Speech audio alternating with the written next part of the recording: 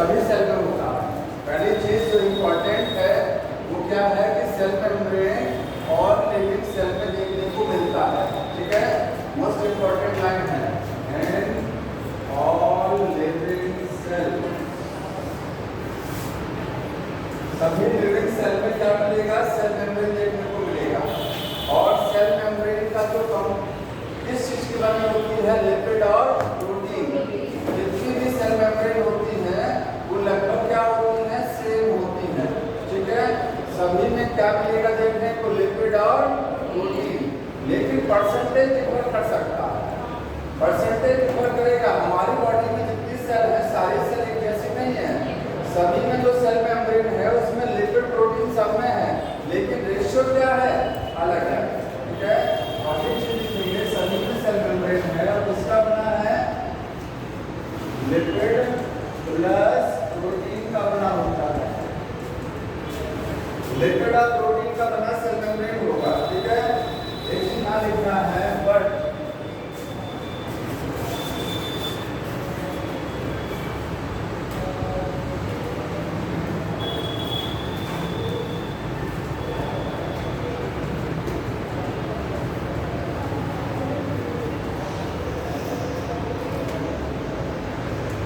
Lipid और protein का percentage cell membrane में वेरी करता है।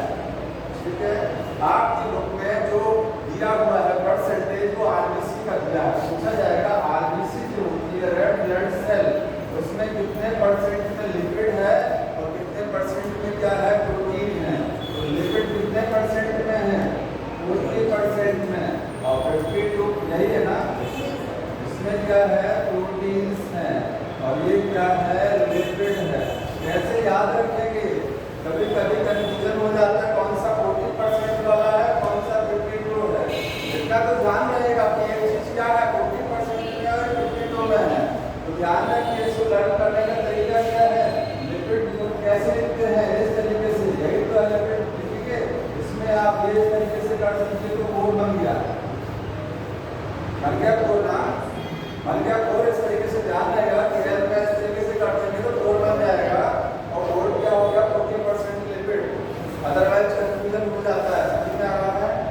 और सेल मेम्ब्रेन में अब होता क्या क्या है, लिपिड और प्रोटीन तो होता है, लेकिन और क्या क्या होता है। ठीक है, तो सेल मेम्ब्रेन देखिए सबको पता है, cell membrane outermost boundary है।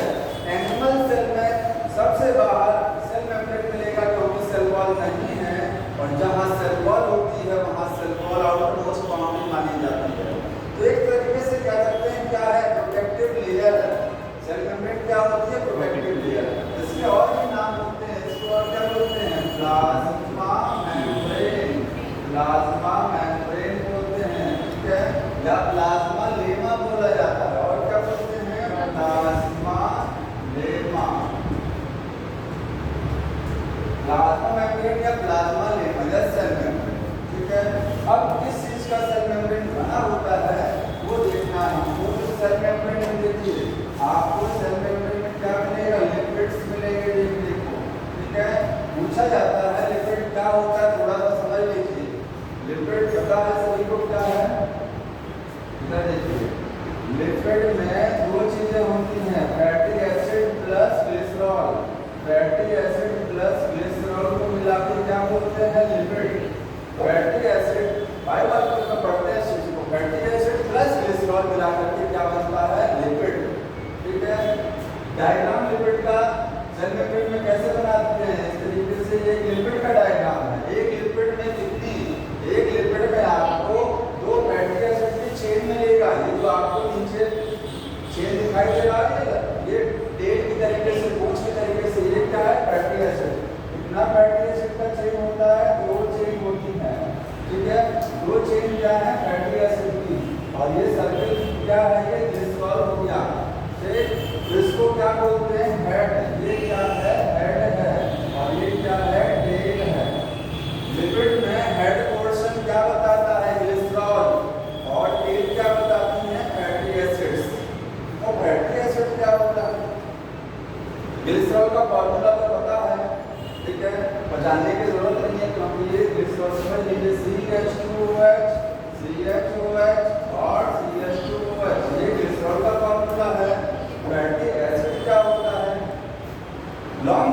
Hydrocarbon with the carboxylic group called fatty acid. Hydrocarbon की अगर एक लंबी श्रृंखला है उसके साथ लास्ट में क्या लगा हुआ है, COOH ग्रुप लगा हुआ है, COOH, तो क्या बोला जाएगा, fatty acid. For example C17H35 COOH, ये क्या है, फैटी एसिड। समझ में आया, दिस इज बायोमोलिक्यूलर। अब ये जो हेड होता है, हेड ये कैसा होता है, हाइड्रोफिलिक, पता होना चाहिए। ग्लिसरॉल क्या है, ये हाइड्रोफिलिक है, हाइड्रोफिलिक होता है, ठीक है। और जो टेल होती है ये क्या है, हाइड्रोफोबिक, हाइड्रोफोबिक। तो हाइड्रोफिलिक का मतलब वाटर को जो चीज अट्रैक्ट करती है वो क्या होती है, हाइड्रोफिलिक। तो हाइड्रोफोबिक लिपिड, समझ में आया।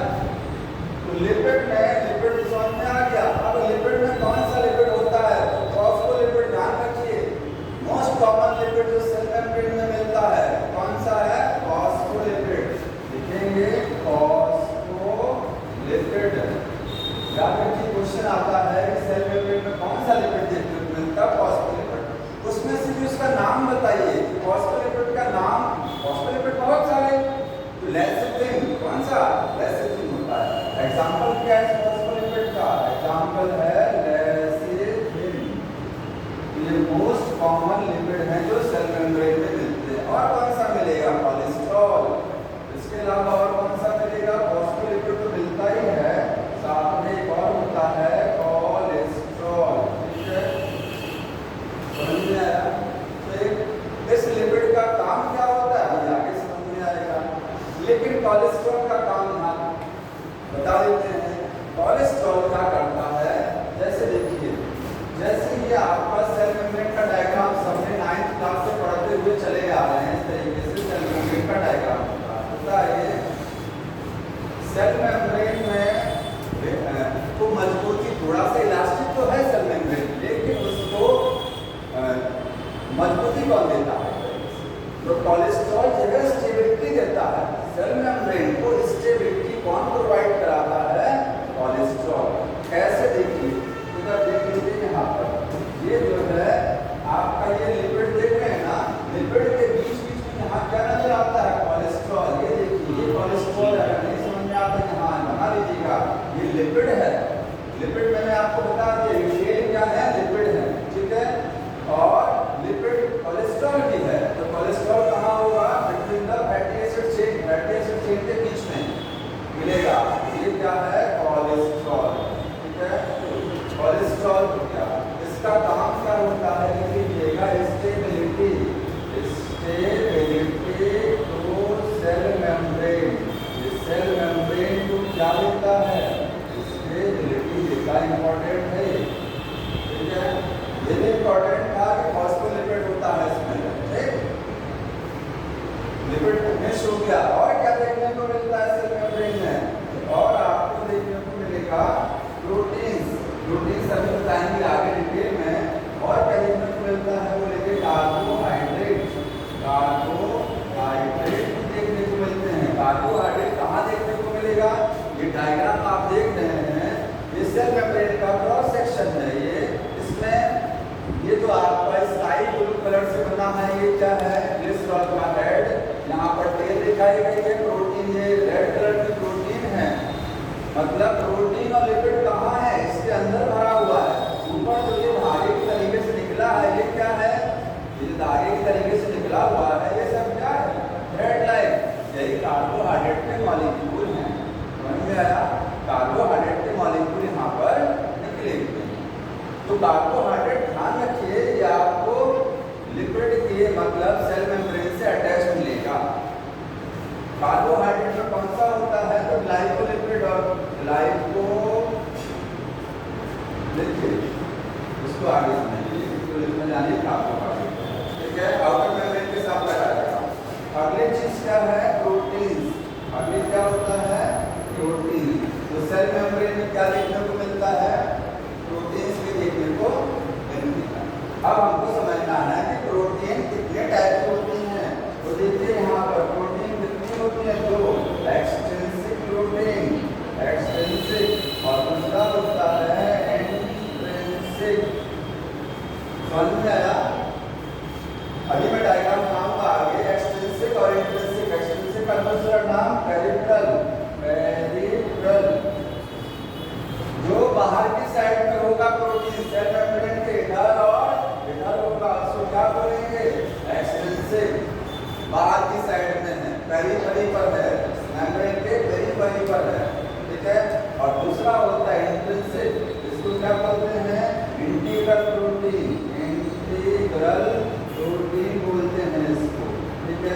ये सेल मेम्ब्रेन में कहाँ होती हैं?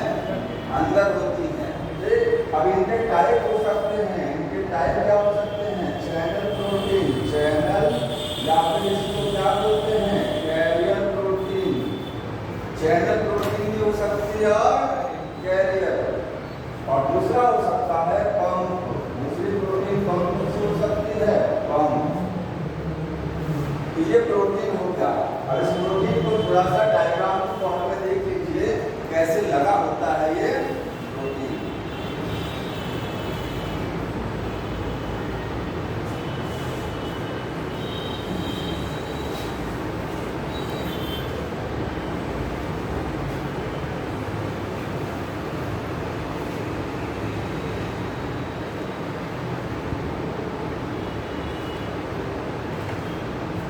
बता दें, अब देखिए एक क्रॉस सेक्शन बना रहे हैं सेल मेम्ब्रेन का।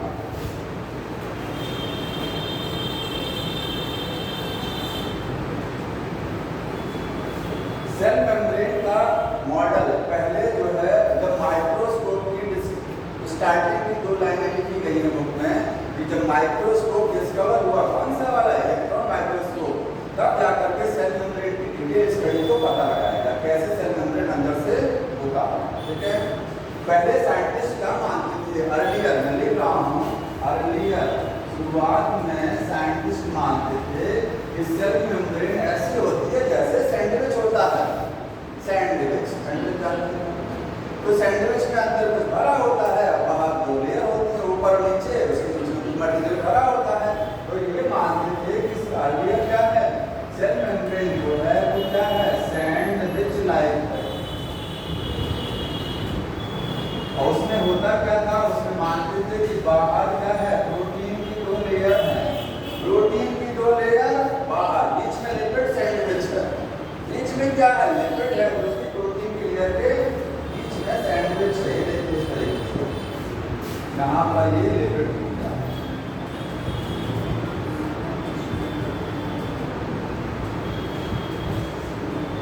लेकिन बाद में ये मॉडल रिजेक्ट हो गया। ठीक है, ये बाहर का येलो कलर का था, ये लिपिड है और ये क्या है? प्रोटीन है। ये है प्रोटीन की 2 लेयर और ये क्या है? लिपिड है। सेल मेम्ब्रेन की थिकनेस जो होती है 75 एंगस्ट्रॉम होती है, 75 एंगस्ट्रॉम इसकी थिकनेस होती है। अब जो सबसे ज्यादा बढ़िया एक्सेप्टेड मॉडल है सेल मेम्ब्रेन का, वो किसका है? सिंगल और निकलसन का, वो साइंटिस्ट है। तो बेस्ट एक्सेप्टेड मॉडल देखिए, तो बेस्ट मॉडल है वो है सिंगल निकलसन।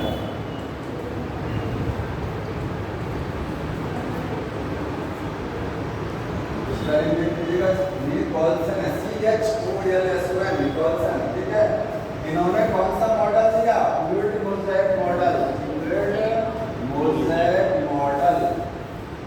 थोड़ा सा प्रोटीन के बारे में देख लीजिए, तभी मॉडल अभी समझा देता हूँ। तो मैं 3 टाइप की प्रोटीन होती है, इसी डायग्राम में इसको भी समझाना है। अब देखिए इधर समझ लीजिए, ये था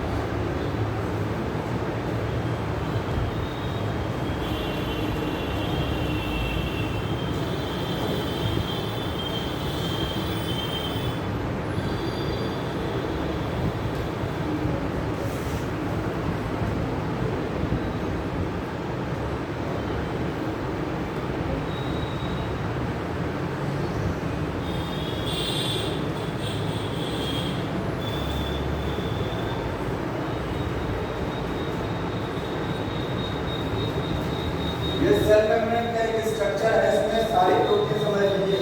ये क्या हो गया? Lipid layer. ये क्या है? लिपिड का, लिपिड की 2 लेयर होती है, इसलिए बोलते हैं लिपिड बाइलेयर। लिपिड बाइलेयर है, लिपिड की 2 लेयर्स होती हैं। ठीक है, लिपिड की 2 लेयर्स है। अब मैंने बताया प्रोटीन 2 तरीके की होती है, एक्सट्रिंसिक और इंट्रिंसिक।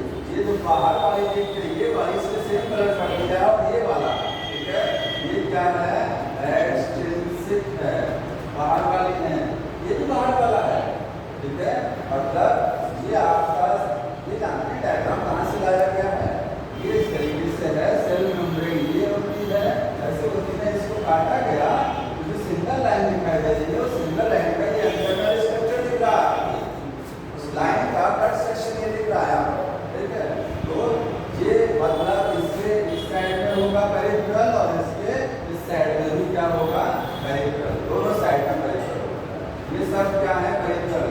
इसके बाद में एक्सट्रिंसिक हो गया। इंट्रिंसिक कौन सा होता है, एक ये इंट्रिंसिक है, ये है, ये। तो इंट्रिंसिक में ध्यान रखना है वो प्रोटीन जो अंदर होती हैं। अब अंदर का मतलब है कि या तो वो आधा ऐसा होगा, पार्शियली और totally embedded in the lipid layer.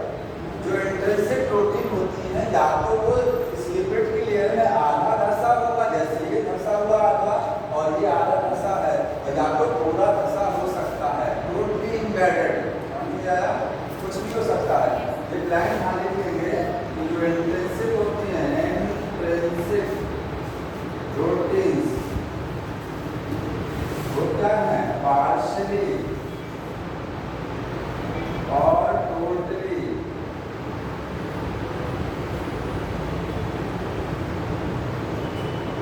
Lipid की लेयर में पार्शियली या फिर टोटली इम्बेडेड हो सकती है, ठीक है।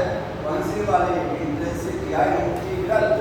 अब मैंने बताया इंटीग्रल के दो टाइप होते हैं, एक को क्या बोलते हैं, चैनल या कैरियर, और दूसरा होता है पंप। दोनों में अंतर क्या है, जब आप ट्रांसपोर्ट इन द प्लांट वाला चैप्टर पढ़ते हैं तो उसमें बताया जाता है कि मेम्ब्रेन के अक्रॉस ट्रांसपोर्ट कितने तरीके से होता है, simple diffusion, facilitated diffusion, active transport. मतलब एक ट्रांसपोर्ट ऐसा होता है जिसमें कोई मॉलिक्यूल डायरेक्ट यहाँ से ना जा सकता है बिना कोई एनर्जी खर्च किए, वही होता है कि यहाँ से ना जाने के लिए उसको क्या करना पड़ता है, एनर्जी खर्च करना पड़ता है, एक्टिव ट्रांसपोर्ट बोलते हैं, ठीक है। तो एक्टिव ट्रांसपोर्ट में जो प्रोटीन इन्वॉल्व है वो पंप होती है, इसलिए पंप बोलते हैं, पंप किया जाता है। और जो डायरेक्ट जो फैसिलिटेटेड ट्रांसपोर्ट होता है उसमें क्या है, चैनल का कैरियर। तो जहाँ पर आपने लिखा है चैनल प्रोटीन, भाई जगह क्या लिखा है, पंप, ठीक है। तो पंप के सामने एरो लगा के लिख लीजिएगा, एग्जाम्पल इसका सोडियम पोटेशियम पंप। इस पंप के नाम क्या क्या हो सकते हैं, अब इसको आगे बताएंगे थोड़ा सा, इसको मैं समझा लेता हूँ, इसके बाद ट्रांसपोर्ट बता देता हूँ। तो देखिए सिंगल निकलसन ने ये वाला मॉडल दिया था सेल मेम्ब्रेन का, इसको बोलते हैं फ्लूइड मोज़ेक मॉडल, ठीक है। फ्लूइड क्यों बोलते हैं, क्योंकि सेल मेम्ब्रेन में फ्लूइडिटी का मतलब समझ रहे हैं, पानी में एक गिलास वाटर में बर्फ का टुकड़ा डाल दीजिए, बर्फ का टुकड़ा क्या है, ऐसे दूर करता रहेगा।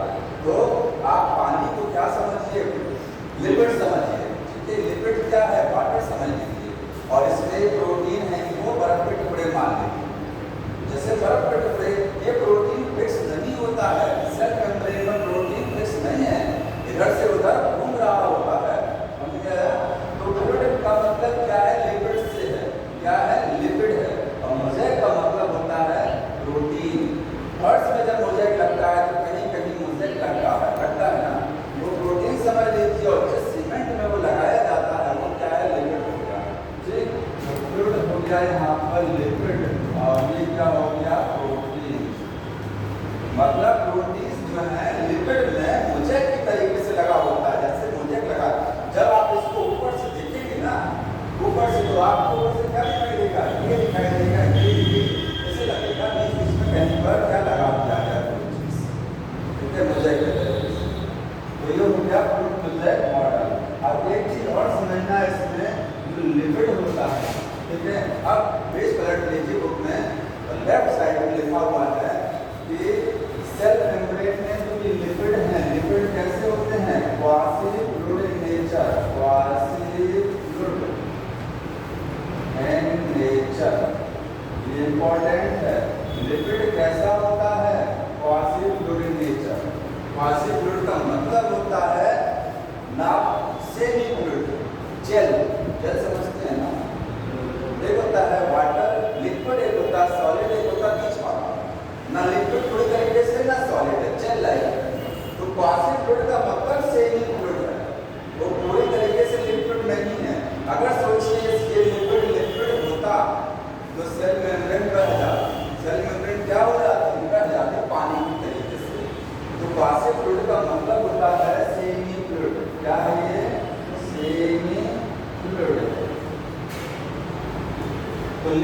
नेचर कैसी होती है? जेल लाइक होती है, ठीक है।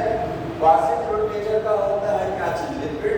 इसी वजह से वो क्या करता है? सेल मेम्ब्रेन को फ्लूइडिटी प्रोवाइड कराता है, ठीक है। जो सेल मेम्ब्रेन सॉफ्ट होती है, बहुत ज्यादा इलास्टिक होती है, वो क्यों होती है? इसी लिपिड की वजह से। आगे लिखेंगे प्रोवाइड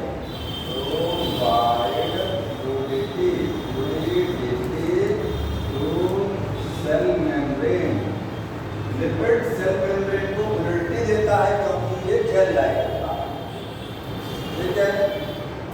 अब मैंने बताया कि ये जो प्रोटीन है या जो लिपिड है, ना तो प्रोटीन फिक्स है और ना ही लिपिड फिक्स है, कुछ फिक्स नहीं होता है, सब का सब मूव करता रहता है। आपको लग रहा है कि ये लिपिड जैसे है ऐसे रहेगा, ऐसे नहीं रहेगा। ये लिपिड क्या करता है? मूवमेंट करता है। प्रोटीन क्या है? मूवमेंट करती है। लिपिड में भी मूवमेंट होता है और प्रोटीन दोनों में मूवमेंट होता है, लेकिन अलग अलग टाइप का है, ठीक। यहाँ मैं लिख रहा हूँ लिपिड, लिपिड हो गया, और यहाँ क्या है? प्रोटीन, ठीक। लिपिड में मूवमेंट दो तरीके का होता है, एक होगा लेटरल मूवमेंट, लेटरल मूवमेंट, और एक होगा lip lock, lip lock movement. और प्रोटीन में क्या होगा? Lateral movement. और याद रखिए प्रोटीन में केवल एक ही तरीके का मूवमेंट होता है, उसको बोलते हैं लेटरल मूवमेंट। और लिपिड में दो तरीके का मूवमेंट होता है, लेटरल भी होता है और लिप लॉक। अभी समझा रहे हैं दोनों क्या होता है। ये देखिए जैसे ही बनाया मैंने लिपिड, एक लिपिड का डायग्राम बना दिया है मैंने, ठीक है। इसमें कितने टेल दिखाई दे रहे हैं? दो टेल है। अगर इस तरीके का मूवमेंट होता है, इस तरीके का, ऐसे फिंगर हमारी देखिए ये वाला है, ये फिंगर है ना, ये आप फिंगर समझिए लिपिड की फिंगर है, लिपिड की टेल है, ये ऐसे ऐसे मूवमेंट कर रही है। लेटरल का मतलब समझ रहे हैं? लेटरल, ये किनारे की साइड क्या है हमारी? लेटरल साइड, ठीक है। तो अगर हम खड़े हैं और इस तरीके से मूवमेंट कर रहे हैं, ये क्या लेटरल मूवमेंट है। आगे जाएंगे, पीछे जाएंगे, ये फॉरवर्ड और बैकवर्ड हो जाएगा, ये इस तरीके से मूवमेंट होता है, इसको बोलते हैं लेटरल। प्रोटीन कैसे करती है? ऐसे लेटरल है ना, ये एक बार इधर गया, एक बार इधर गया, ये प्रोटीन इस तरीके से लेटरल मूवमेंट करती रहती है, फिक्स नहीं होती है। जैसे आइसबर्ग बर्फ का टुकड़ा पानी में डाल दीजिए, वो फिक्स नहीं रहता है, ऊपर नीचे इधर उधर मूव करता रहेगा। ये ऊपर नीचे नहीं करेगी, इधर उधर करेगी, ये अंतर है, समझ में आया? तो प्रोटीन में कैसा मूवमेंट होता है? केवल लेटरल मूवमेंट। प्रोटीन हमेशा ऐसे ऐसे मूव करती है। और लिपिड दो तरीके का है, लेटरल भी है और लिप लॉक। लेटरल समझ में आ गया?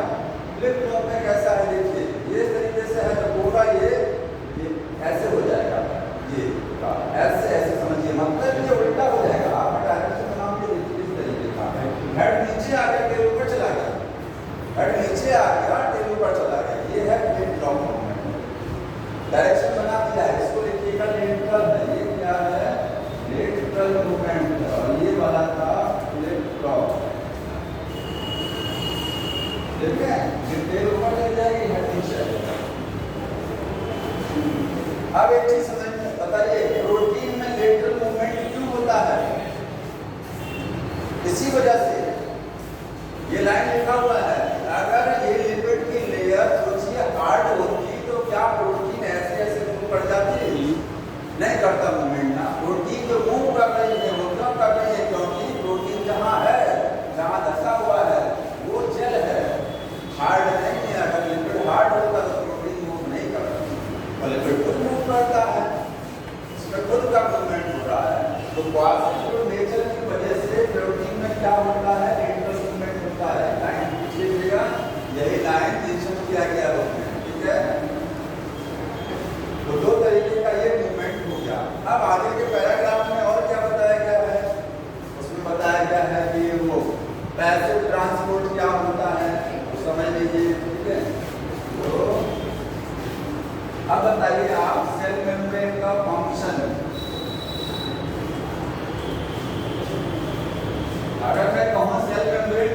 क्या है? क्या काम होता है सेल मेम्ब्रेन का? बताएंगे कुछ? सेमी परमेबल होता है। सेल मेम्ब्रेन का फंक्शन क्या होता है? प्रोटेक्शन देना, पहली चीज तो सुरक्षा देना, ठीक है, प्रोटेक्शन। और क्या काम? Semi permeable. जानते हैं सेल मेम्ब्रेन सेलेक्टिव नेचर की होती है। सेलेक्टिव नेचर, सेलेक्टिव का मतलब समझते हैं? सेलेक्टिवली परमेबल बोला जाता है। सेलेक्टेड चीजों को अंदर आने देती है, सेलेक्टेड चीजों को बाहर जाने देती है। और ये सेलेक्टिविटी किसकी वजह से है? लिपिड की वजह से है कि प्रोटीन की वजह से? लिपिड। बताओ जी। Selective nature of the cell membrane जो होता है, सेलेक्टिविटी होती है उसमें, वो किसकी वजह से? लिपिड या प्रोटीन की वजह से? सेल मेम्ब्रेन सेलेक्टिव नेचर होती क्यों होती है? लिपिड की वजह से या प्रोटीन की वजह से?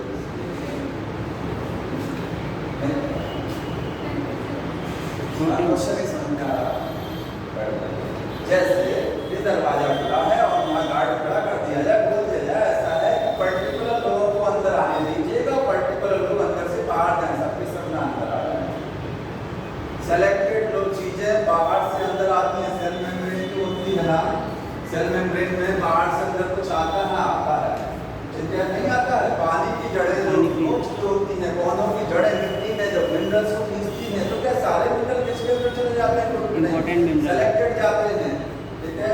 तो सेलेक्टिविटी यही चीज होती है, सेलेक्टेड चीजें अंदर आएंगी और सेलेक्टेड चीजें अंदर से बाहर जाएंगी, सारे आएंगे नहीं जाएंगे। ये कौन, ये किसकी वजह से हो रहा है? क्या सेल मेम्ब्रेन में ऐसा है? प्रोटीन। क्योंकि लिपिड तो बेचारा एकदम सीधा साधा है। अभी आपको समझाएंगे, लिपिड से सब क्रॉस हो सकता है, कोई भी अंदर बाहर आए, कोई दिक्कत नहीं है लिपिड को। लेकिन प्रोटीन के साथ ऐसा नहीं होता है।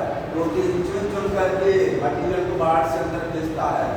सेलेक्टिव नेचर प्रोटीन की वजह से होता है। तो पहला फंक्शन हो गया प्रोटेक्शन, दूसरा क्या हो गया? ट्रांसपोर्ट। दूसरा काम क्या होता है? Transport of molecule. मॉलिक्यूल का ट्रांसपोर्ट करता है सेल मेम्ब्रेन। ये तो मेन काम है, ये सभी सेल मेम्ब्रेन में होते हैं। इसके अलावा कुछ एडिशनल काम और भी हैं, तो उनको बहुत जरूरत नहीं है, ठीक है। इतना मेन फंक्शन हो गया। अब मैं बता रहा हूँ मेम्ब्रेन से ट्रांसपोर्ट कैसे होता है। मेम्ब्रेन ट्रांसपोर्ट, तो सेल मेम्ब्रेन में ये डायग्राम यहाँ बना दे रहे हैं, इस तरीके से देखिए।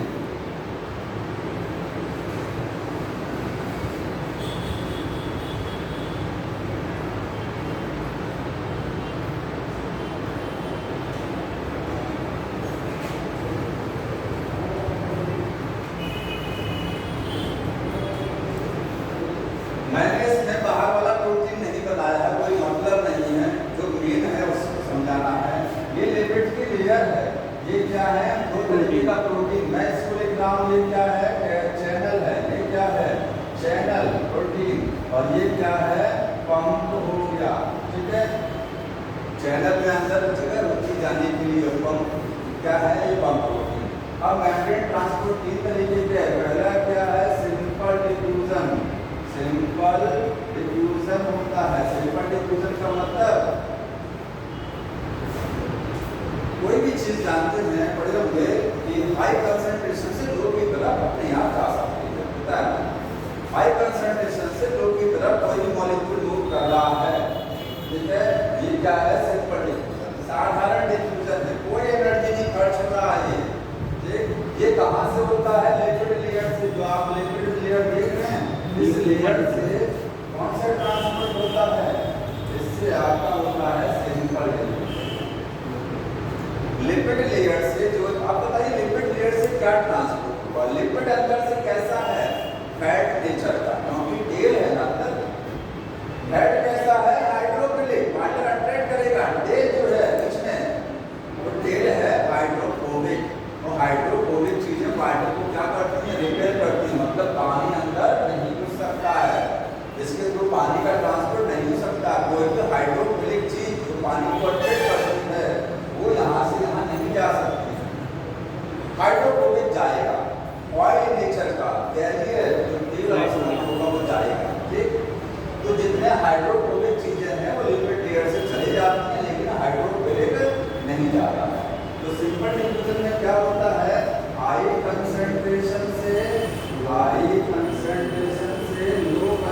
कंसंट्रेशन की तरफ, क्योंकि जहाँ मॉलिक्यूल ज़्यादा रहेंगे वहाँ से क्या करेंगे, कम की तरफ मूव करेंगे। मॉलिक्यूल जहाँ ज़्यादा रहते हैं जहाँ कम रहते हैं, ज़्यादा से कम की तरफ वो प्रेशर बन जाता है, वो मूव कर जाते हैं। ठीक है, इसमें कोई एनर्जी खर्च नहीं हो रही है। कैसा प्रोसेस है, पैसिव। कैसा है, पैसिव।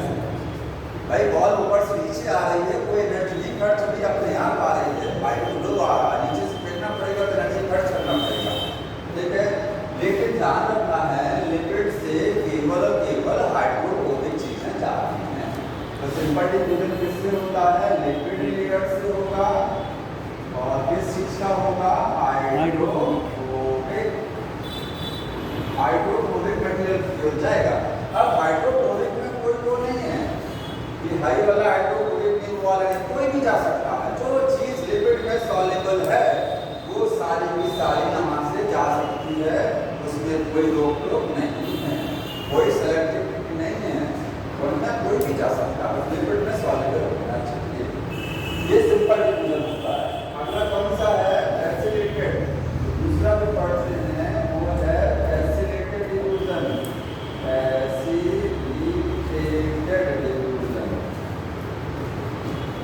एसिलेटेड डिफ्यूजन किससे होता है, बचा क्या चीज, प्रोटीन बचा था, प्रोटीन। तो बताइए आयन किससे जाता है, आयन केमिस्ट्री में पढ़े होंगे, आयन क्या है, सोडियम है, पोटेशियम, ये सब क्लोरीन आयन से चार्ज होता है। जिस चीज के ऊपर चार्ज है, जो पोलर है, एक होता नॉन पोलर, एक होता पोलर। नॉन पोलर लिक्विड से जाएगा क्योंकि उसके ऊपर कोई चार्ज नहीं है, और पोलर चीजें लिक्विड से नहीं जाती हैं, वो किससे जाएंगे, प्रोटीन से जाएंगे। ठीक है, तो एसिलेटेड डिफ्यूजन किससे हो रहा है, प्रोटीन से होता है। क्या चीज जाती है, पोलर मॉलिक्यूल चले जाते हैं, कहाँ से, हाइड्रोजन। ठीक है, ये होगा आपका प्रोटीन से होगा, कौन सी प्रोटीन, चैनल वाली, चैनल या फिर कैरियर से होगा, ये वाला से। ठीक है, और क्या इसमें हाइड्रोफिलिक मटेरियल जाएगा, हाइड्रोफिलिक मॉलिक्यूल का ट्रांसपोर्ट होगा। हाइड्रोफिलिक का मतलब पोलर, क्या हो गया यहाँ पर, पोलर मॉलिक्यूल ट्रांसपोर्ट होंगे और कोई एनर्जी खर्च नहीं होगा। मतलब ये कैसा है, पैसिव है। पैसिव का मतलब होता है कोई एनर्जी खर्च नहीं हो रही है। ठीक है, मॉलिक्यूल हाई को लो जाएगा, हाई से लो की तरफ मॉलिक्यूल जाएगा। समझ रहे हैं ना, एकदम आपको बेसिक्स से। फिर इसके बाद अगर कोई कहता है सर जी समझ में नहीं आ रहा है, उसका कोई सॉल्यूशन नहीं है, उसके बाद समझ में आया। तो ये हाइड्रो लो जाएगा, इसमें कोई एनर्जी खर्च नहीं होगी। इसमें कौन सी प्रोटीन इन्वॉल्व होगी, पानी का ट्रांसपोर्ट कैसे होता है, सेल मेम्ब्रेन से पानी कैसे जाता है एक से तक। अगर आपको उस समय पानी एंटर करना है तो कैसे जाएगा, चैनल प्रोटीन से जाएगा। समझ में आया। और ये चैनल प्रोटीन ध्यान रखिए हर आयन के लिए अलग अलग है, इस चीज को नोट कर लीजिए।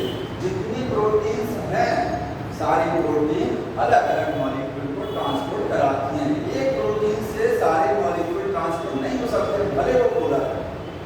यही तो सेलेक्टिविटी है, इसी को क्या बोलते हैं, सेलेक्टिविटी। एक लाइन को यहाँ पर मेंशन कर लीजिएगा कि different molecule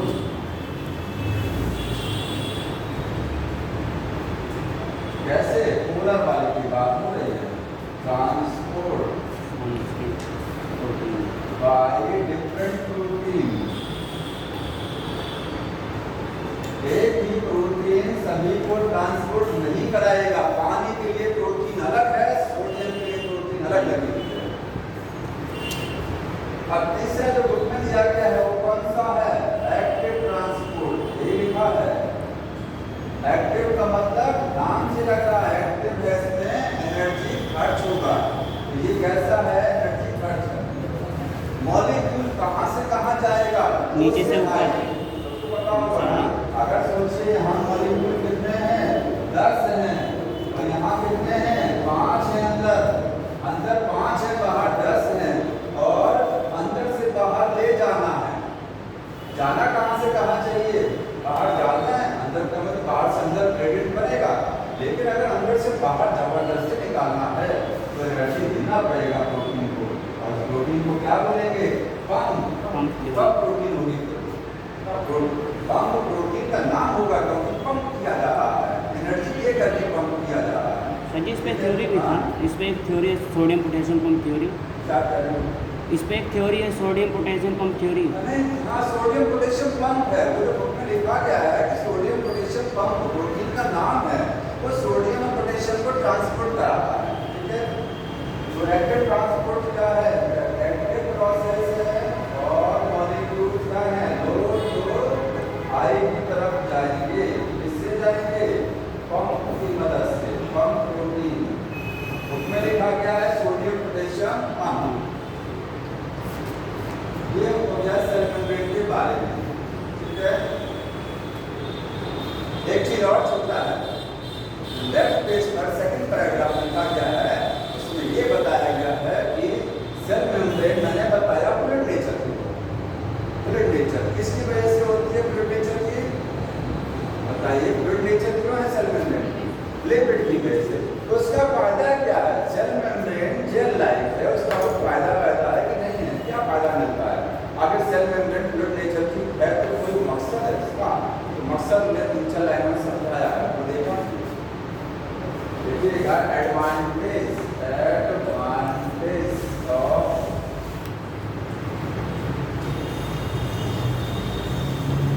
fluid nature of cell membrane. Cell membrane fluid nature की है, इससे क्या बेनिफिट है? क्या क्या हो सकता है सेल में से? क्या क्या चीजें हो सकती हैं? तो पहली चीज है कि सेल का एक्सपेंशन, अब इनकी बुक में ऐसा नहीं दिखा रहे हैं, एक्सपेंशन देख लीजिएगा, आप लोग बोल दीजिएगा जो लिखा हुआ है। सेल साइज में बड़ा होता है, क्यों होता है साइज में बड़ा? क्योंकि ग्रोथ हो रही है। तो सोचिए अगर सेल मेम्ब्रेन हार्ड होती तो क्या वो सेल के साइज में बढ़ोतरी हो जाती? नहीं हो पाती। सेल का जो एक्सपेंशन होता है वो फ्लूइड नेचर की वजह से। दूसरी चीज क्या है? एंडोसाइटोसिस, एंडोसाइटोसिस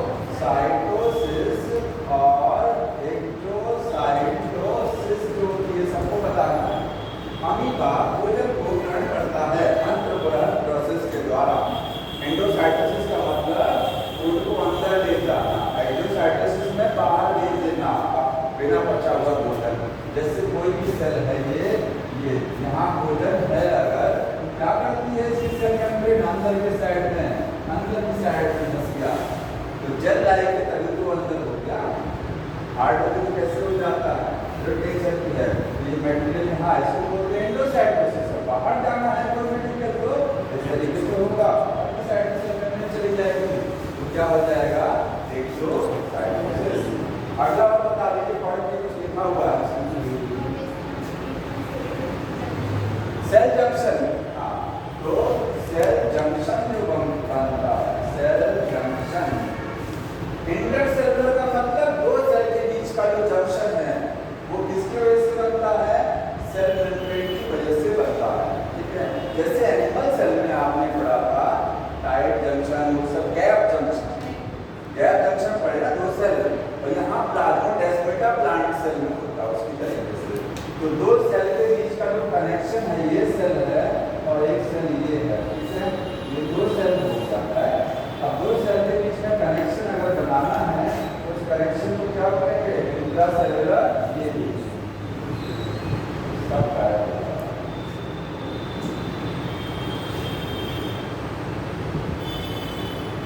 बन गया जंक्शन। ये सेल आपस में इस जंक्शन से जुड़ा हुआ है। तो आगे सेल मेम्ब्रेन फ्लूइड नेचर की थी, अभी तो यहाँ से ये लाइन इस तरीके से यहाँ अंदर की साइड में गया, मूव किया ना, दो सेल को जोड़ा ना, जंक्शन बनाया। Cell membrane liquid fluid nature की तभी जंक्शन बना है। अगला क्या चीज है? और सिक्रेशन। सिक्रेशन का मतलब क्या होता है?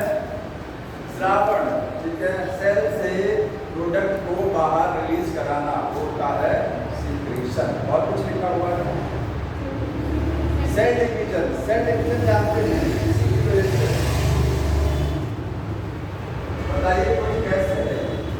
आपने पढ़ा है कि एनिमल सेल में सेल डिवीजन डिवीजन जब होता है तो सेल डिवीजन में दो अवस्थाएं आती हैं, कैरियोकाइनेसिस और साइटोकाइनेसिस। जब साइटोप्लाज्म का विभाजन होना होता है, उसका जब विभाजित होता है, जैसे ये मान लीजिए सेल है, ये सेल दो पार्ट में टूट गया, सेल डिवीजन हो गया, अब इसकी बारी है साइटोप्लाज्म। तो जब साइटोप्लाज्म विभाजित होना होता है तो क्या होता है, प्लांट सेल में तो अलग तरीके से होता है, लेकिन एनिमल सेल में होता है इस तरीके से। ये देखिए इनवेजिनेशन बनता है, याद आ रहा है, किसी ने पढ़ा है इनवेजिनेशन? साइटोकाइनेसिस एनिमल सेल में कैसे होती है? इनवेजिनेशन प्रोसेस से। बैलून है, बैलून में इधर से प्रेस करके इधर से दोनों से प्रेस करते हुए यही सेंटर पर जहाँ दोनों मिल जाएंगे सेल दो पार्ट में टूट जाएगा। Cell invagination. तो सेल मेम्ब्रेन मतलब बैलून का जो लेयर है सेल मेम्ब्रेन, क्योंकि वो क्या मुलायम है, इसीलिए इसको ये मूव कर रहा है। आप पहले सेल डिवीजन वाले चैप्टर में जब पढ़ेंगे ना कि एनिमल सेल कैसे डिवाइड करती है, तो समझ में आ जाएगा एनिमल सेल में इनवेजिनेशन बनता है, सेल मेम्ब्रेन अंदर की साइड में मूव कर जाती है। एक प्रोग्राम मूव कर रही है प्रोटीन ये हो गया इतना इसमें।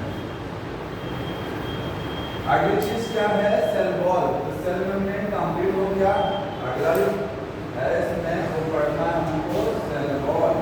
तो सेल वॉल देखिए क्या है, सेल वॉल बहुत सारी चीजें लिखी गई हैं। सेल वॉल क्या है, हार्ड होता है, सेल मेम्ब्रेन से ज्यादा हार्ड क्या है, सेल वॉल होता है, ठीक है। Cell membrane selective permeable, selected चीजों को अंदर बाहर आने देगी, लेकिन सेल वॉल सबको अंदर चले जाओ, कोई समस्या नहीं है, ठीक है, कोई रोक नहीं है। सेल वॉल से सारी चीजें चाहे हाइड्रोफिलिक हो चाहे हाइड्रोफोबिक, कोई रुकावट नहीं है।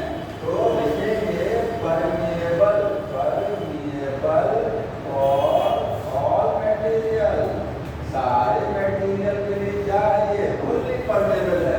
लिखिएगा एक वर्ड यहाँ पर, फुल्ली,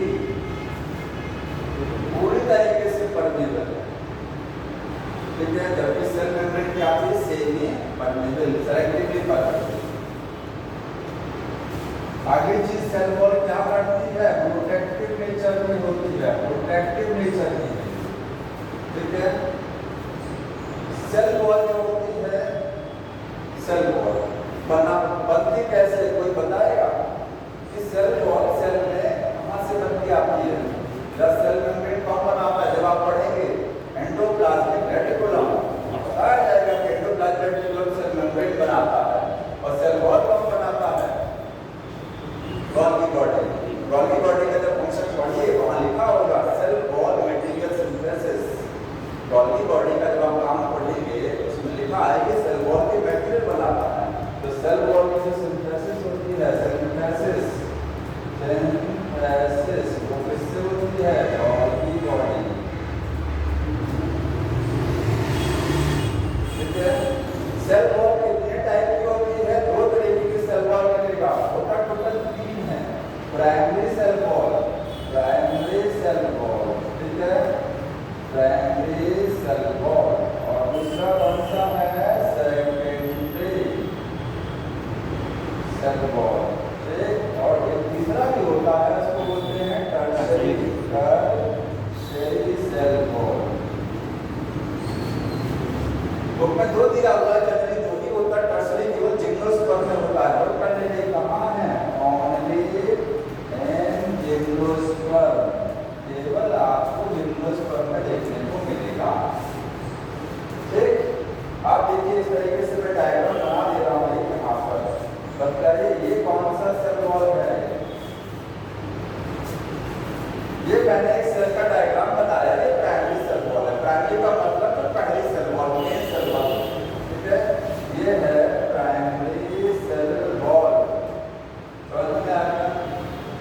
कितना लेयर दिखाई दे रहा है इसमें, एक लेयर। तो पहली चीज समझना है कि सिंगल लेयर, ये क्या होता है, सिंगल लेयर है, इसमें इलास्टिक होती है, हार्ड नहीं है।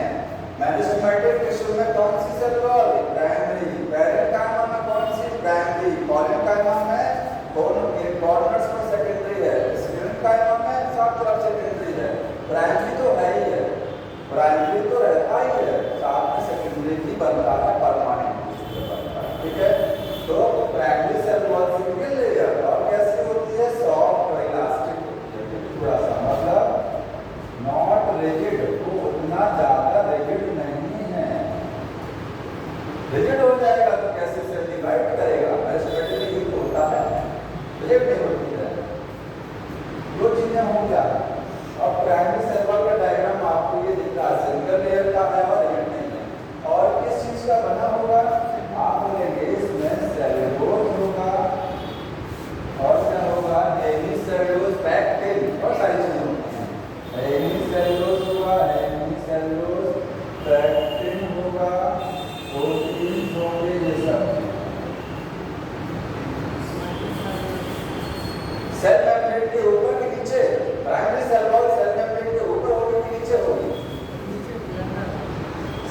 मेम्ब्रेन के ऊपर होगा, नीचे होगा प्राइमरी सेल वॉल। बीच में सेल मेम्ब्रेन के बीच में नहीं हो सकता। मैं कह रहा हूँ सेल मेम्ब्रेन के ऊपर रहेगा कि सेल मेम्ब्रेन के नीचे रहेगा? नीचे। कैसे नीचे हो जाएगा? सेल वॉल हमेशा ऊपर होती है, चाहे प्राइमरी चाहे सेकेंडरी चाहे टर्शियरी। नीचे तो सेल मेम्ब्रेन तो हमेशा उसके नीचे होती है ना, समझ रहे हैं ना? इस सेल मेम्ब्रेन के ऊपर होगी, चाहे जो सेल वॉल हो सेल मेम्ब्रेन के ऊपर ही होती है। सेकेंडरी सेल वॉल कैसे बनती है? देखिए अब सेकेंडरी बना रहे हैं। सेकेंडरी सेल वॉल इस तरीके से है, ये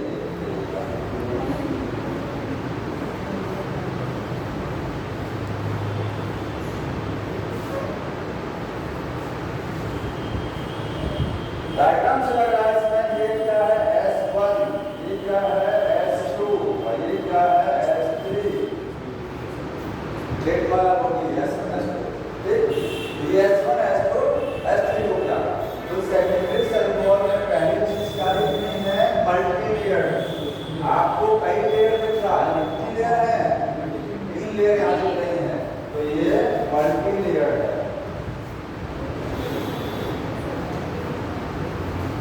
दूसरी चीज क्या है?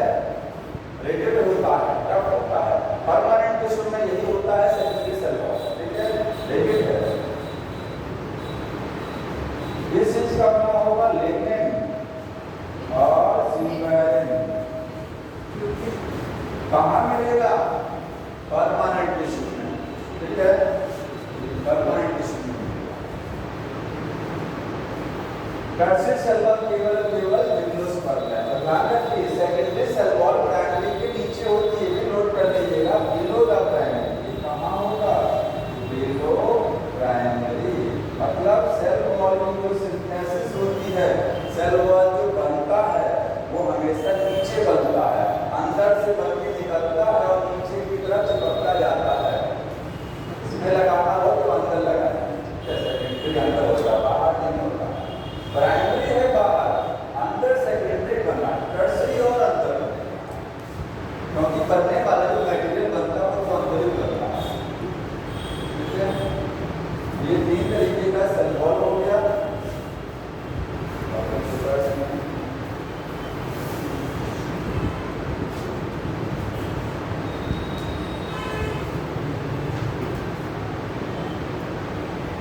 एक चीज और अंडरलाइन कर लीजिएगा, नोट कर लीजिएगा। सेल वॉल क्या करती हैं? शेप देती हैं। सेल वॉल नोट कर लीजिएगा, फंक्शन में शेप क्या काम होता है? शेप टू सेल, सेल को शेप देना, प्रोटेक्शन देना, सुरक्षा देना। प्रोटेक्शन टू सेल, सेल को बाहर से सुरक्षा देना, सेल को शेप देना, ठीक है? और एक फंक्शन और लिखा है,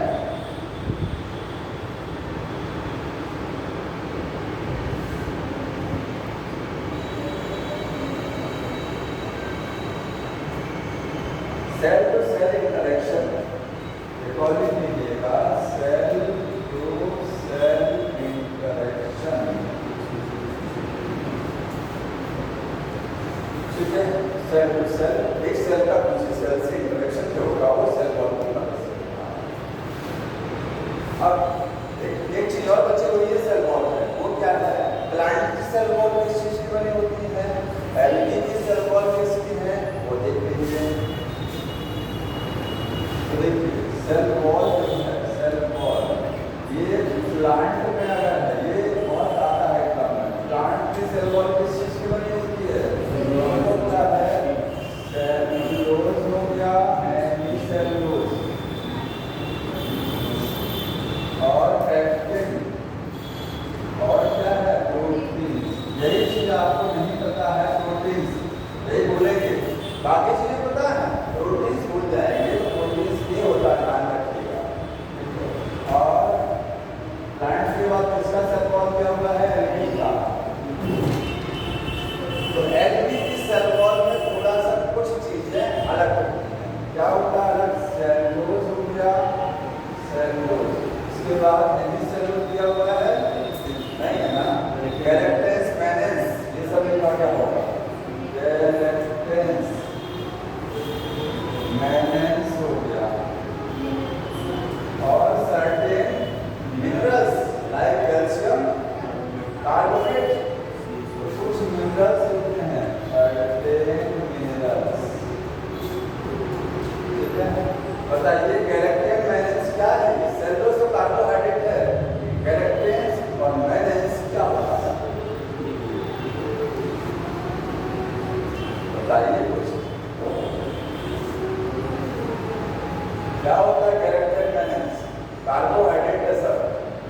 कार्बोहाइड्रेट का रूप है, स्टार्च है, सेलुलोज है, काइटिन है, इलेक्ट्रेन्स है, ये सब कार्बोहाइड्रेट के रूप है। जो समझ में आया ये सब क्या है? ये सब कार्बोहाइड्रेट है।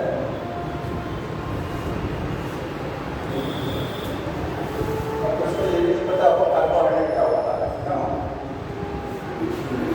तो ये सेल वॉल हो गया। अब अगला टॉपिक है एंडोमेम्ब्रेनस सिस्टम, पूरा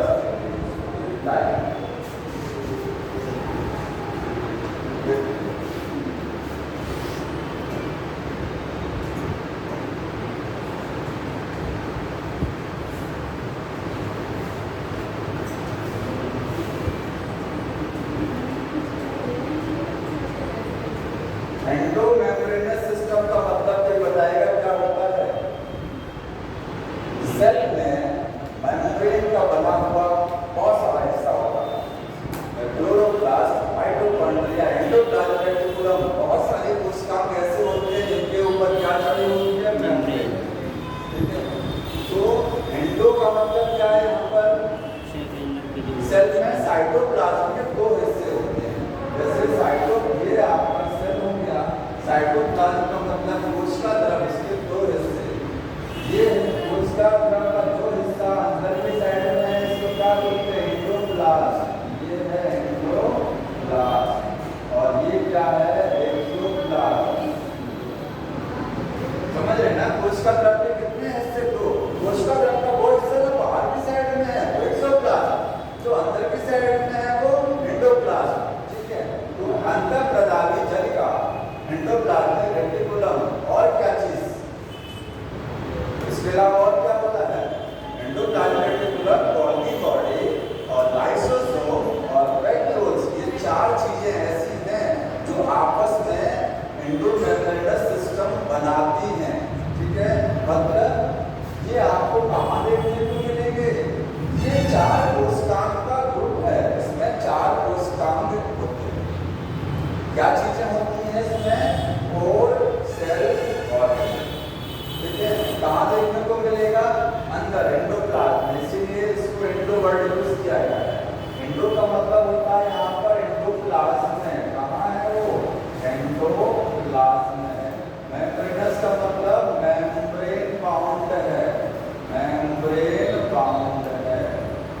तो क्या जितनी भी मेम्ब्रेन बाउंड स्ट्रक्चर है और वो एंडोप्लाज्म में पड़ी हुई है, सबको मेम्ब्रेनस सिस्टम में रख देंगे। जो चीजें यहाँ पर मेम्ब्रेन बाउंड है, जैसे माइटोकॉन्ड्रिया भी यही तो होता है, तो क्या वो क्लोरोप्लास्ट भी है? तो क्या वो एंडोमेम्ब्रेनस में आएगा? नहीं, वो चीज आएगी जिसके ऊपर मेम्ब्रेन चढ़ी होनी चाहिए और उनका फंक्शन जुड़ा होना चाहिए, कोऑर्डिनेटेड। ऐसे कोशिकाएं जिनका काम क्या है?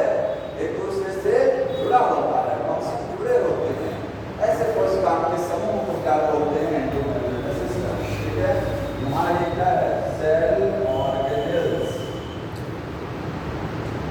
ये सेल ऑर्गेनेल्स हैं whose functions, जिनके क्या है?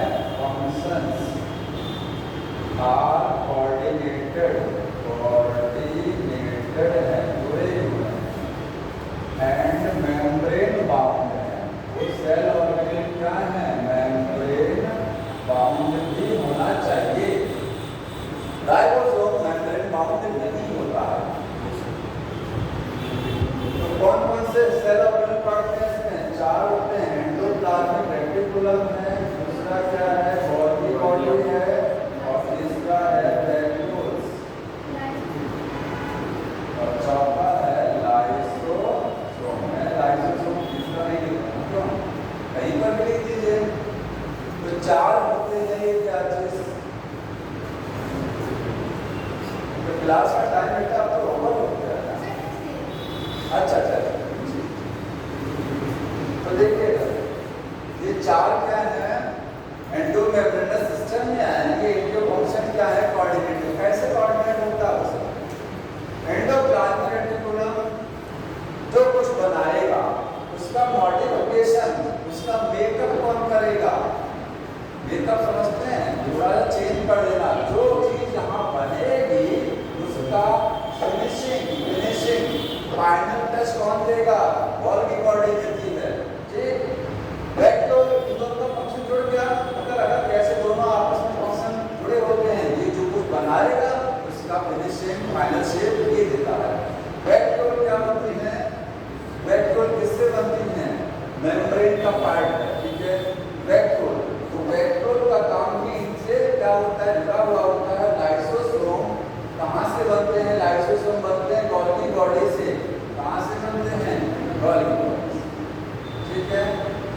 कहीं ना कहीं सबके फंक्शन क्या है, आपस में कोऑर्डिनेटेड है, जुड़े हुए हैं, इसलिए एंडोमेम्ब्रेनस सिस्टम। अब एक एक करके थोड़ा सा इसको समझ लीजिए, एंडोप्लाज्मिक रेटिकुलम क्या होता है। देखिए एंडोप्लाज्मिक रेटिकुलम हिंदी में बोलते हैं अंतःपदार्थ जालिका। सेल मेम्ब्रेन में जैसे हमारे शरीर में हड्डियों का ढांचा है पूरा, वैसे ही सेल मेम्ब्रेन के अंदर एंडोप्लाज्मिक रेटिकुलम पूरा बिखरा होता है। उसको क्या देता है, मजबूती देता है, स्ट्रेंथ देता है। हड्डियां हमारे शरीर के स्ट्रक्चर बनाती हैं ना बॉडी का, वैसे ही सेल का मजबूती कौन देगा, एंडोप्लाज्मिक रेटिकुलम। ये पूरा किस चीज का बना होता है, मेम्ब्रेन। किस चीज का बना होगा, मेम्ब्रेन का बना होता है, ठीक है। ये होती है मेम्ब्रेनस। बताइए सिंगल मेम्ब्रेन होगा कि डबल होगा, सिंगल मेम्ब्रेन। डबल आपको कहाँ मिलेगा, न्यूक्लियस के ऊपर, और कहाँ, क्लोरोप्लास्ट और माइटोकॉन्ड्रिया। बाकी जगहों पर सिंगल मेम्ब्रेन, ठीक है, यूनिट मेम्ब्रेन, मेम्ब्रेन बाउंड होता है।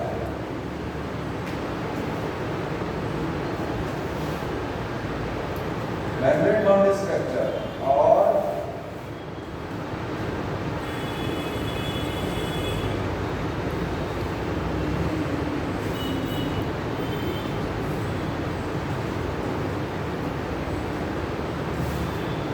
सेल को स्ट्रेंथ देता है। अब एक क्वेश्चन आता है, सेल में सबके पास मेम्ब्रेन है, उसको छोड़ दीजिए, राइबोसोम के पास कोई मेम्ब्रेन नहीं है। जितनी सेल में मेम्ब्रेन है, एक तो सबसे बाहर मेम्ब्रेन होती है सेल में, इसके बाद माइटोकॉन्ड्रिया के पास अपनी मेम्ब्रेन, क्लोरोप्लास्ट के पास है, लाइसोसोम के पास है कि नहीं है, गोल्गी बॉडी के पास अपनी मेम्ब्रेन, ठीक है, राइबोसोम के पास नहीं है, वैक्यूल के पास अपनी मेम्ब्रेन। तो जितनी मेम्ब्रेन सेल में होती है उसमें से 50% से भी ज्यादा मेम्ब्रेन इसके पास है। ये टोटल मेम्ब्रेन का ही बना है।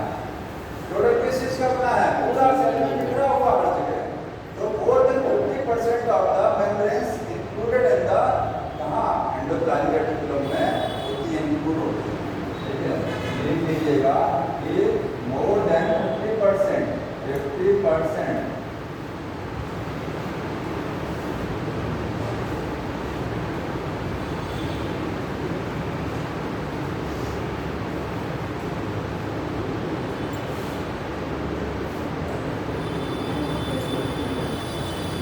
एंडोप्लाज्मिक रेटिकुलम में 50% से ज्यादा मेम्ब्रेन इसी में इंक्लूड होती है, जितनी मेम्ब्रेन सेल में होती है टोटल, ठीक।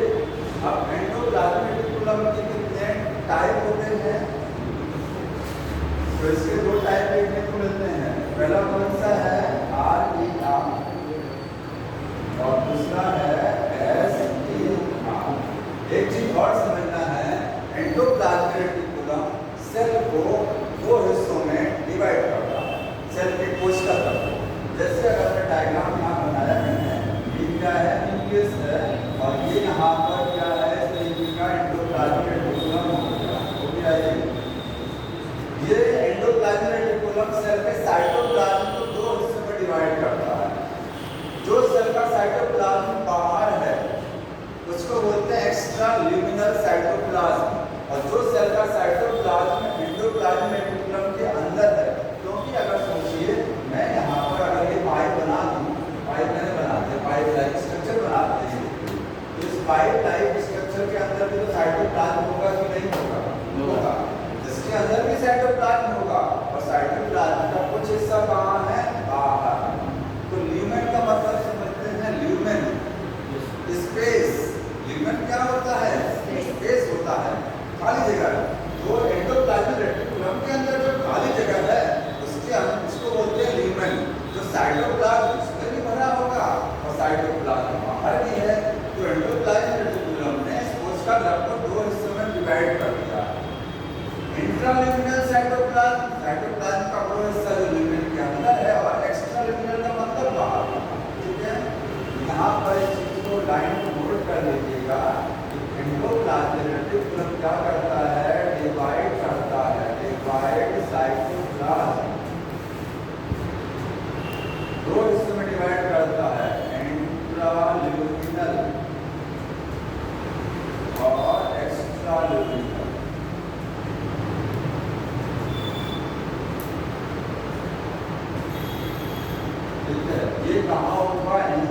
इनसाइड ल्यूमेन ऑफ ईआर, और ये होगा आउटसाइड ल्यूमेन। समझ में आ रहा है ये चीज? क्यों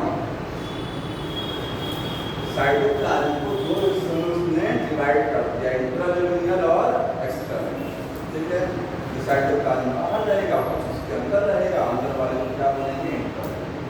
अब एंडोप्लाज्मिक रेटिकुलम के दो टाइप, आरईआर और एसईआर। इसको क्या बोलते हैं? रफ एंडोप्लाज्मिक रेटिकुलम, और ये क्या होता है? Smooth endoplasmic. अगर रफ का डायग्राम बनाएंगे तो इस तरीके से बनेगा, ये देखिए।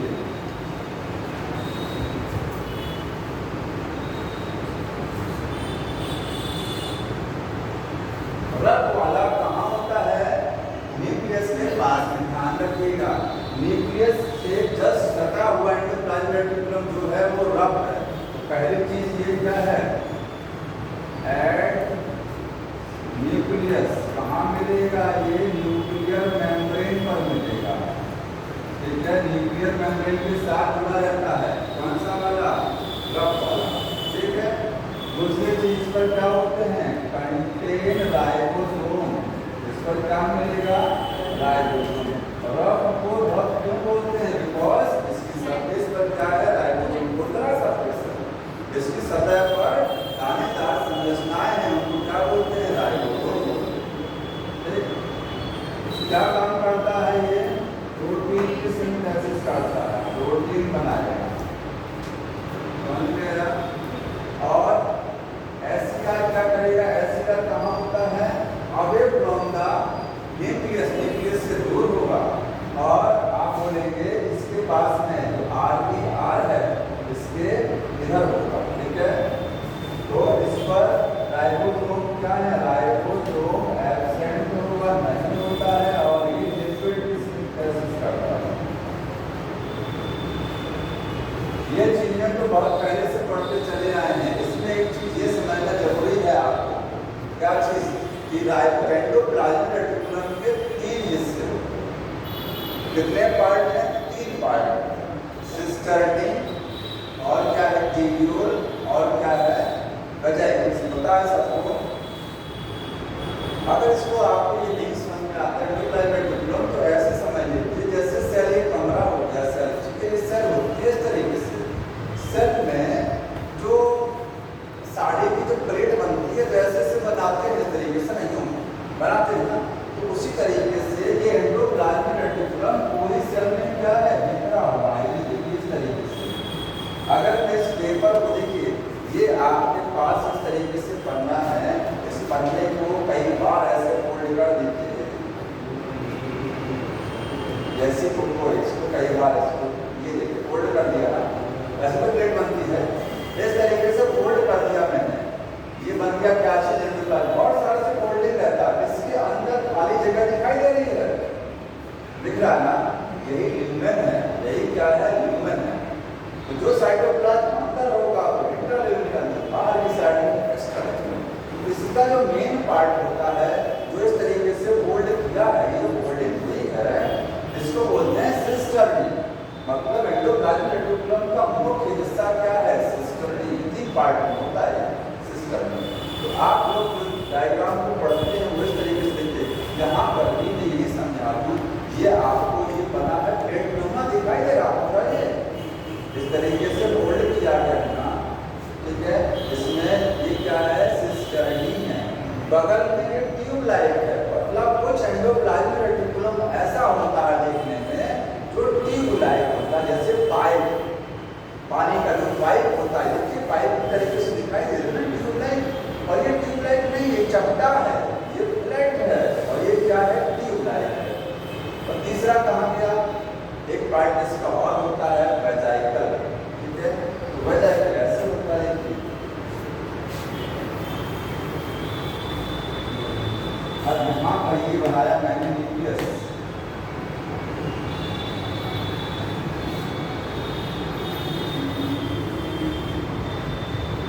अब समझ में आ गया होगा ना? ये क्या बनाया मैंने? सिस्टम में।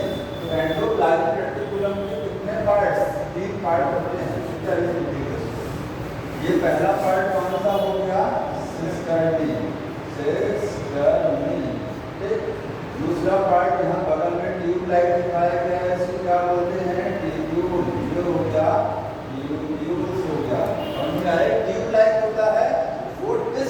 होता है, दस तरीके आकार का फ्लैट है, देखिएगा ये कैसा है, फ्लैट है, ये चपटा होता है, ये डीप लाइफ है। और तीसरा पार्ट कौन सा होता है, वेजाइकल। जो तीसरा पार्ट बनाएंगे वो यहाँ बनाएंगे, ये है वेजाइकल। वेजाइकल का मतलब क्या बताया मैंने, झोला, बैग लाइक संरचना को क्या बोलते हैं, वेजाइकल। अब देखिए एंडोप्लाज्मिक रेटिकुलम क्या करता है कि या तो प्रोटीन बनाएगा या तो कार्बोहाइड्रेट और लिपिड बनाएगा। ये वाला क्या करेगा, प्रोटीन बनाएगा, और ये वाला क्या बनाएगा, लिपिड और प्लस कार्बोहाइड्रेट। ये सारी चीजें जब यहाँ बनेगी तो बनने के बाद में, अरे कंपनी से सामान बनता है तो बन के वो बॉक्स में पैक होकर के बाहर जाता है। यहाँ से जो चीज बन रही है, बनने के बाद यहाँ से जब आगे बढ़ेगी तो छोटा छोटा पैकेट में बंद होके निकलेगा। इसमें पैकेट में वही येलो कलर का पैकेट है ना, इसके अंदर क्या है, इसके अंदर प्रोटीन भी हो सकता है, इसके अंदर कार्बोहाइड्रेट भी होगा या फिर लिपिड भी होगा। ये पैकेट को क्या बोलते हैं, वेजाइकल्स बोलते हैं, समझे। ठीक है, अब एक चीज और देखना है, पूछा जाता है कि रफ एंडोप्लाज्मिक रेटिकुलम में सिस्टर्नी ज्यादा होता है कि टिश्यू ज्यादा होता है। सिस्टर्नी के ऊपर राइबोसोम होते हैं, किसके ऊपर होते हैं, राइबोसोम आपको सिस्टर्नी के ऊपर देखने को मिलेंगे। बट सिस्टर्नी ऐसा होता है जिसके ऊपर राइबोसोम नहीं होते। तो जिस सिस्टर्नी पर राइबोसोम होंगे उसको बोलेंगे रफ एंडोप्लाज्मिक, जिस पर नहीं होंगे वो टिश्यू के ऊपर राइबोसोम नहीं होता है। तो रफ एंडोप्लाज्मिक रेटिकुलम में सिस्टर्नी मोर है, यहाँ पर सिस्टर्नी क्या होता है, ज्यादा होता है। ठीक है, और टिब्यूल क्या होते हैं, लेस है, टिब्यूल लेस होता है। अगर मैं इसका ये मैंने देखिए ये मैंने रफ का बनाया, ऐसे स्मूथ का भी बना सकते हैं डायग्राम। तो रफ वाले में सिस्टर्नी ज्यादा है और क्या है, टिब्यूल कम है, और स्मूथ वाले में लिखिएगा टिब्यूल्स मोर होते हैं।